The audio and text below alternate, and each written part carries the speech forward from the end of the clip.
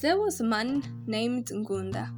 He was a disaster, a misfortune, and a greedy man. The more he ate, the more he cultivated. He cultivated the whole Rwanda and Musasu. That was his land. Even the Rwandan mountains are mounds of soil made by Ngunda. The man also owned farms at Ngunda in Bugoyi. He went and found a wife, the daughter of Kachumu. He married again the daughter of Mirenge who lived in Henyo. He married again 4 times. His wives were 6 in total. As he ate, not a single wife was allowed to share a meal with him. One day, Ngunda thought to himself, I am going to my father-in-law's house to help him cultivate his lands. Ngunda went to Henyo and said to his father-in-law, Give me 50 hoes and I will help you cultivate your lands. At his father-in-law's house, they were very rich. They prepared the hoes and gave them to him. He started in Rugondo, cultivated all of Henyo, and also Chinyoro where Byakuzachumo lived. Ngunda hit the ground with the hoe 2 times, and for the 3rd time, the hoe could no longer be used. Ngunda used up all the hoes and did not leave a single one. Then he stopped cultivating. Mirenge sent in the planters. They worked hard and tried their best, but they failed to plant the whole lands that Ngunda had prepared.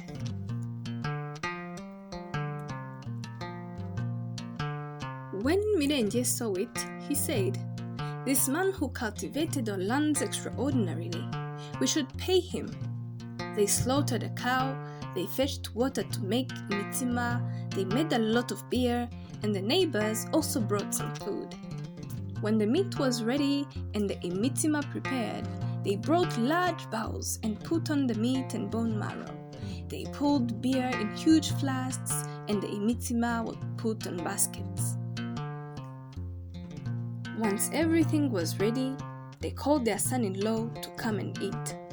Then, they gave him water to wash, and they left him in the house, and he ate.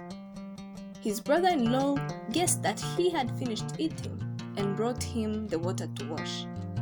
When Ngunda saw him, he said, I only prepared this cow. The men who ate the delicious cow. When Mirenge and others heard those words, they were shocked. Mirenge told his wife, Here is our son-in-law who is not satisfied, even though he has done well for us. Now, bring the rest of the food and add more beer. I hope that it will satisfy him. So, they brought the remaining leg to Ngunda and brought him beer. Indeed, he was still in the beginning of eating, and he was taking a piece of mutima, added meat and bone marrow to it. He wrapped it all up and threw it into his stomach. Ngunda had a pipe called Ruvunabataka. He would put it in a beer flask, pulled only once and emptied it. So, when he had eaten, he went out. He was frustrated, saying that he had not eaten anything. Yet, they had given him many flasks of beer and a whole cow. He ate it all and held it in one side of his stomach. At his father-in-law's house, they accompanied him. They were left amazed at Ngunda's enormous appetite. Sindio Ahir.